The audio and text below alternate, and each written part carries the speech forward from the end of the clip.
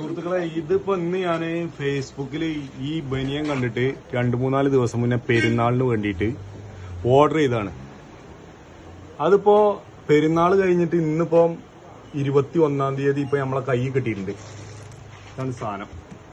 Order ചെയ്ത സാധനം ഈ 4 ടീഷർട്ട് അല്ലേ? എത്ര രൂപേനു? 1140. ഇതാണ് മുതല്. അടിപൊളി സാധനം.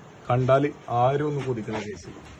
ഇതിപ്പോ ഇന്ന് രാവിലെ ഇന്നൊരു 11 മണിയായപ്പോ നമ്മളെ കൈ കിട്ടി.